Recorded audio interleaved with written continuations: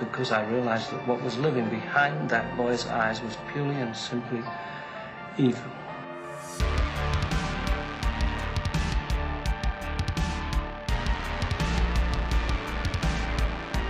You thought the game was over, but it's only just begun. What is going on, guys? Welcome to Late Night Massacre, where no one is safe, and we are about to go over Midsummer Scream. We're actually going to go over this panel, some questions that were asked from the audience. Now, there was, people couldn't record anything because security was all over the audience, apparently, for this panel for Saw 10. Didn't want people to record the trailer early and ruin it for other people, and they want to release this thing great. And to be honest with you guys, like, this trailer was like number 6, number 7. It went from 7 to 6 trending on YouTube. I mean, the Lionsgate YouTube video for this trailer for Saw 10 is already over 12 million views, which is absolutely insane. Obviously, Saw is the reason why Lionsgate is so successful. That really put Lionsgate on the map, as I could definitely say that. But I want to go over really quick, and I want to make this too long of a video, but I want to go over really quick some of the questions that were asked. Some of the things that Kevin Guchert, the director of Saw, that did Saw 3D, directed Saw 6, was one of my favorite ones. Some things from the producers. So I want to go over a few things right now, just a few things just to go over. First, it says Saw X aims to be the longest installment yet. It says at the Midsummer Scream 2003 convention in Long Beach, California, Saw X director Kevin Guchert teased the record-breaking length of the movie. Guchert exclaims how there's so much more to this film and that he thinks it's the longest Saw movie. He said, quote unquote, there's so much more to this film that even the amazing amount that was here, I can say it's the most epic, and this might sound scary, but I think it's the longest Saw movie we don't waste. When we're editing a Saw movie, we don't waste time. So the fact that it's long, I think it's a testament to just how well done it is. And that's pretty cool, guys. Like, I think the longest Saw movie is, I think, is an hour and 48 minutes. I don't know what movie it is. I read from a report that the longest one is an hour and 48. But they said there's, quote unquote, there's so much more to this film. And you know what? This is a straightforward story. So literally, I mean, this is John. We're going to see John Kramer as John Kramer, and we're going to see his other side as Jigsaw. Now, it's going to be nice to see, like, the human side of him and his emotions, and then going into obviously his very evil side, or his side of redemption and justice. Especially this is for himself. This isn't for anybody else. This is towards himself, which is great. So really did like that.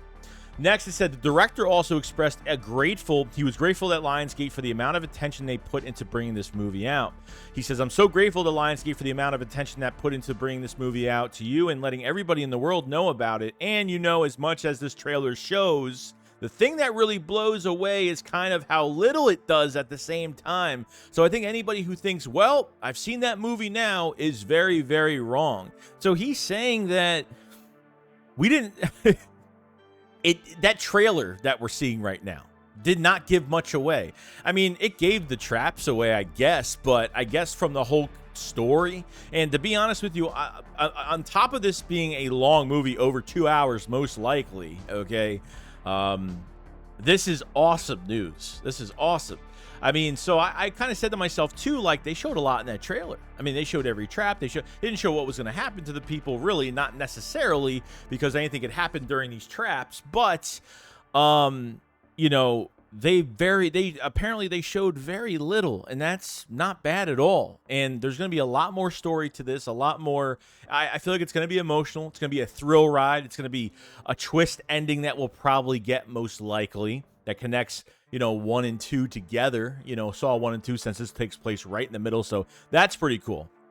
Now it says initially, Guchert admitted that he had confidence he didn't previously have when making Saw 6 in his first directional debut in the series, and that Saw 10 feels like the older Saw movies. So he had confidence in making that he didn't have confidence in making Saw 6. Well, obviously because he's taking over in the middle of the franchise and probably wasn't comfortable and hoping that he makes the fans happy. And I gotta say, Saw 6 is one of my favorites. Love 1, 2, 3, 4, 5. But 6 was like, I think 6 had like one of the, other than really the finale in 3D, I think Saw 6 had probably the best twist ending. And I really liked how the movie went, you know, and kind of with some of the flashbacks with John as his presence was felt in all these films, which I think that was pretty cool. But there's no doubt. He felt more confident making this film than he did in Saw 6. And if he did, then you know it's going to be a better movie and probably the most gruesome movie. Probably just, it's going to be fantastic. I think that's awesome. Now, he said, quote unquote, I think you know coming to this movie, I had confidence that I didn't necessarily when I had making Saw 6. That's my first film. And so really, I think one of the things you'll see when you look at this movie is there'll be a familiarity that, wow, the franchise is back. And it feels in a lot of great ways like the older Saw movies. But I like to think that we're all just much better at it and more experienced. And Tobin Bell in particular has spent so much time immersed in this character that he's kind of fleshed out, I think, about as far as any hard dude can be. And it's so cool, like Tobin Bell at 80 years old. And I understand that what does he really have to do for this part? I mean, he's not a spring chicken anymore, okay? So he's not going to be running and doing a whole bunch of stuff. But not like he really did anyway. He just needs to talk and walk a little bit. And that's really it. And Tobin Bell, I mean, when Tobin Bell was probably pitched this, he probably was like, "Oh yeah, I'm on board." I mean, to be honest with you, probably this is his baby. He's the star of this show, and I think why this YouTube video for this trailer has 12 million views is because it reminds people, you know, that Tobin Bell, you know, without Tobin Bell, there's no Saw franchise. I mean, they could change the direction of it in the future, but it's just not the same without him unless they get somebody that complements him really well in a continued story. Don't know if we're ever going to get a sequel to Saw Spiral, but I guess we'll see in the future. And which it wasn't a horrible movie. It wasn't as bad. It was just different because there was just all different characters and a different person behind the voice. And the voice I really wasn't a big fan of. Probably the thing that really haunted me the most was really that voice that really didn't do much for me. But, you know, definitely enjoyed it. Now, quote unquote for this now. So the filmmaker then shared how Saw X is a much more straightforward story than many people are used to. He said, quote unquote, well, yeah, it's a fun figuring out the narrative puzzle, the intricacy of the whole thing. You know, again, this film, I don't think this is as complex. This is a much more straightforward story than maybe people are used to, but in a really good way, and because the whole thing takes place in the timeline between Saw 1 and Saw 2. We're not bending ourselves into weird contortions to include the Tobin Bell's character in the story, so I think anybody who's ever seen this movie will watch and understand and enjoy this. So, because it's in between Saw 1, Saw 2, and we know the rest of the Saw story, we already kind of know what's going to happen. Now, we don't know what's going to happen in this film at the ending of it, but, you know, we know with the other movies what happens in the other movies. So there's not going to be those, like, I feel like there will be a twist ending, but not towards the story, really towards, like, the situation with these characters in the film, because we already know what happened. So people that never watched Saw and diehard Saw fans can watch this at the same time and really enjoy it, because this story is about a man trying to beat cancer and goes to a hospital to get surgery, pays a lot of money. These con artists fake the surgery. He gets sent back home, probably doesn't get a checkup till a couple months later, and finds out that there was never a surgery. The tumor was never removed, and he goes back for some vengeance and makes his own personal game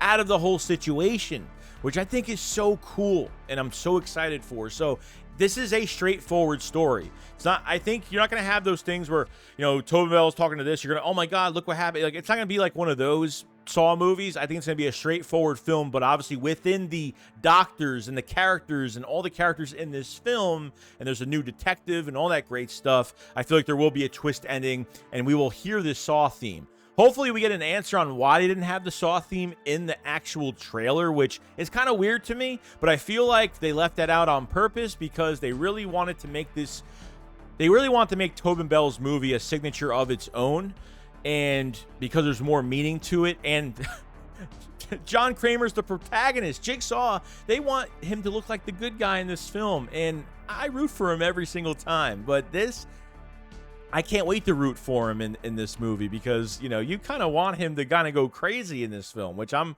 really excited for, and I'm really happy. So it's awesome.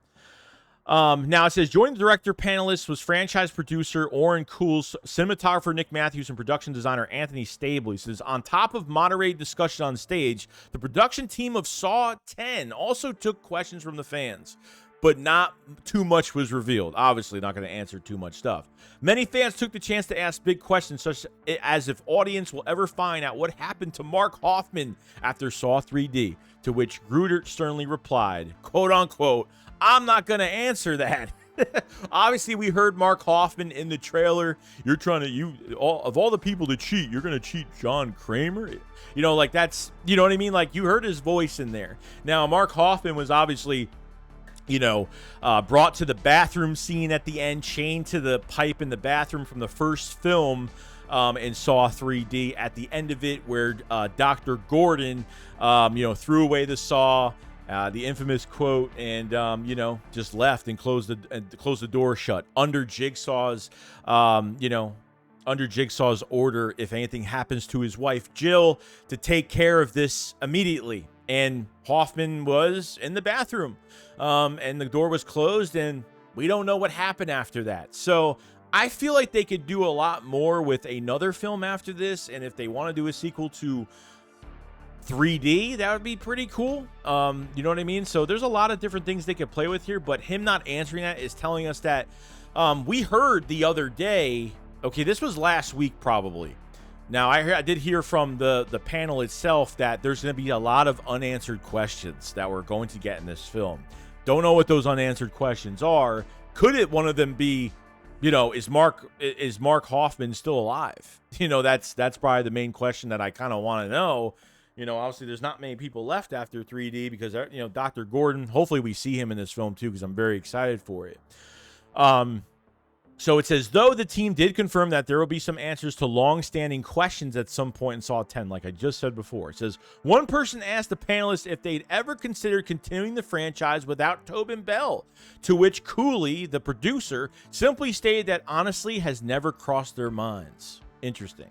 Admittedly, it is hard to believe that in the case since Spiral was an attempt to continue the franchise without relying on Bell's infamous Jigsaw. So that was interesting too. Like maybe they feel like they can't continue this without Tobin Bell, because obviously Tobin Bell brings them money.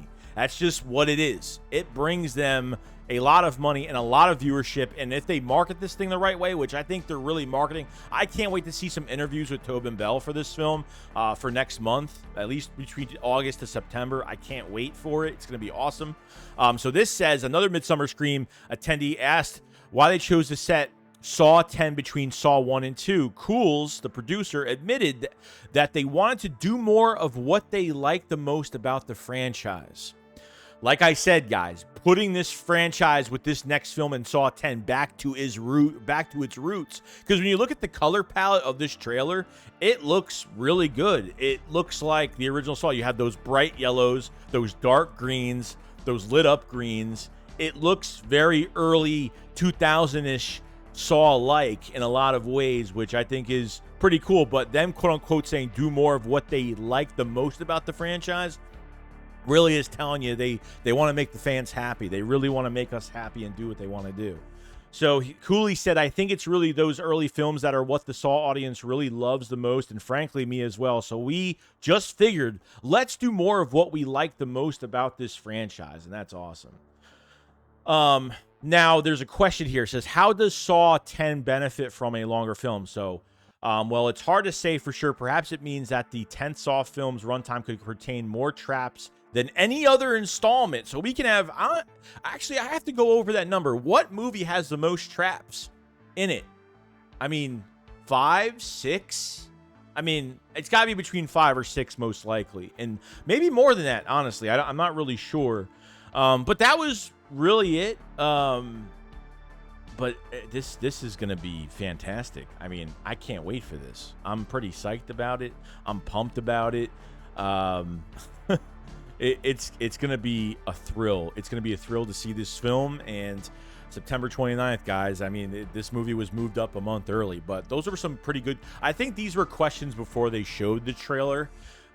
So I mean, trust me, if I saw the trailer and then I didn't hear that Saw theme, and I would have asked that question, I think somebody would have asked that question immediately after that. But We're getting back to the roots Saw film, the longest Saw film. And it seems like there's no control in this film. Seems like Kevin Guthrie, the director, has a lot of control over it. The producer of a lot of these Saw films, you know, that I don't think they're, you know, producers can really affect directors on what they want to do and what to take out and, oh, we shouldn't have this in the film. I think there's pure control from Kevin going into this film, and that's great. And I can't wait to see it. I'm pumped about it. I hope I love this film. Even if it's not fantastic, I think I'm still going to appreciate it so much. But I can't even think it's going to be bad. Like, honestly, I honestly can't think it's going to be bad. And then I want to do my rankings of all the Saw films and really see, like, where this movie ends up as the 10th installment of the, you know, obviously the 10th movie of the regular films that came out in order. But let me know in the comment section what you guys think about just all the questions that were asked, and what questions do you have about this movie going forward? How excited are you? I know I am. I'm so pumped. I can't wait. I'm so excited. But you guys have a fantastic day. Make sure, if you guys haven't, subscribe to the channel, like the video as well for more content every single day, horror news every day. Once we get more Saw news, we're going to be all over this thing. And hopefully another trailer really soon, another month. Maybe another month we'll have a different trailer or something like that. I think we'll see what happens. But first day I'll be in theaters watching this thing. So glad it's not on a streaming platform. I mean, maybe it will be, but I'm glad it's not. Glad this is a theatrical release. It should be in theaters. You should see it in theaters and get creeped out, and let's egg on and celebrate and root for John Kramer, Jigsaw. I'm pretty stoked. You guys keep running. You didn't have a fantastic day, and I'll see you guys on the next one. Peace out.